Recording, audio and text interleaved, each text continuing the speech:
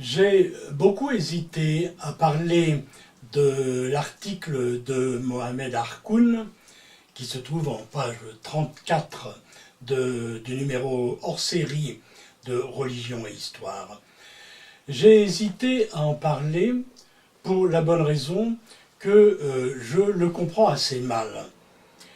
Le style de Mohamed Harkoun est extrêmement dense, mais en tout cas pour ma propre compréhension, pas toujours très clair. Le titre en est « Le fait religieux comme objet philosophique et anthropologique à promouvoir ». J'en profite pour dire que pour cet article-là, comme pour les autres, je ne prétends pas les résumer, les synthétiser, encore moins en donner un compte-rendu objectif.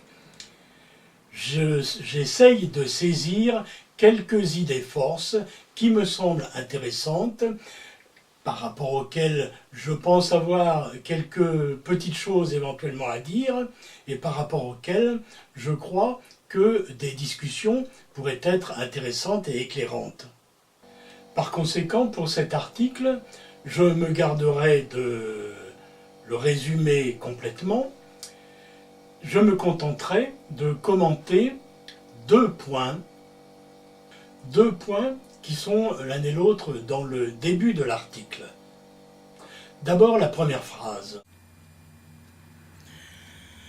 Le rôle de la connaissance critique du fait religieux pour la construction d'une nouvelle conscience civique dans les sociétés démocratiques pluralistes d'aujourd'hui demeure un impensé largement partagé dans l'action politique de tous les régimes politiques contemporains, y compris, bien sûr, les plus modernes et les plus laïcisés d'entre eux. Il est d'abord dit, dans cette phrase, que la connaissance critique du fait religieux participe de la construction d'une nouvelle conscience civique. En même temps, il est affirmé qu'une nouvelle conscience civique est en construction, ce qui ne va pas de soi, ce qui est important, et ce qui, à mon avis, demanderait plus de développement. Troisièmement, quelque chose encore est dit, c'est que cette construction d'une nouvelle conscience civique fait l'objet d'un impensé, c'est-à-dire qu'on n'y pense pas, on ne s'y intéresse pas, un impensé partagé par de nombreux régimes démocratiques pluralistes. Soit dit en passant, les régimes démocratiques pluralistes nécessiteraient aussi, à mon avis, quelques éclaircissements, car, a priori, on aurait tendance à croire que les régimes démocratiques sont tous pluralistes. Apparemment, ce n'est pas le cas. Enfin, quatrième chose, ce qui est dit, c'est que même parmi ces régimes démocratiques, les plus modernes, les plus laïcisés, ne s'y intéressent pas davantage que les autres. On aimerait savoir aussi quels sont ces États démocratiques modernes et laïcisés, lesquels sont moins modernes et moins laïcisés, mais ignorent tout autant la construction d'une nouvelle conscience civique, et on voudrait enfin savoir en quoi la connaissance critique du fait religieux participe de cette construction d'une nouvelle conscience civique. Cela fait beaucoup de choses.